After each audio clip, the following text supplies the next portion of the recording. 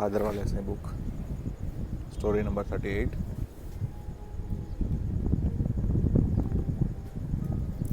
એક ગોકળ ગઈ હતી.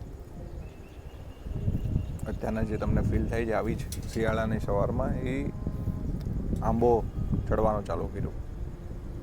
એટલે એનો દોસ્તાર છે તમરો. એ તમરાએ આવીને કીધું કે એટલે ગાંડી થઈ ગઈ છો,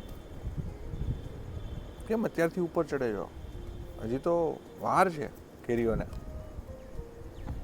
એટલે ગોકળ કઈ બહુ જ નાની સ્માઇલ આપીને એવું કહે છે, આંબામાં જ્યારે કેરી આવશે ને ત્યારે હું પહોંચી જઈશ. સિઝન વખતે હું ત્યાં આવીશ કેરી પાસે, એ ડાળ ઉપર, એ મોરની બાજુમાં જ્યારે કેરી ખીલતી હશે ત્યારે હું ત્યાં આવીશ.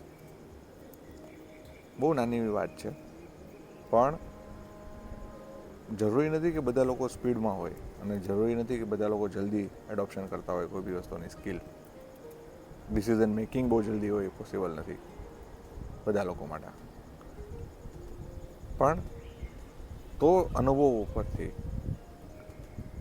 ક્યારે એ સમય પાકશે અને ક્યારે કેરીઓ આવવાની છે કે ક્યારે એ સમય આવશે આ કામનો, એ જાણ કરીને પણ જો પહેલેથી તમે સ્ટેપ લઈ જાઓ તો સ્પીડમાં કામ કરવાની જરૂર નહીં પડે. કેમ કે ખરેખર તો જે છે ને એ ખેલ આખો સમયનો છે.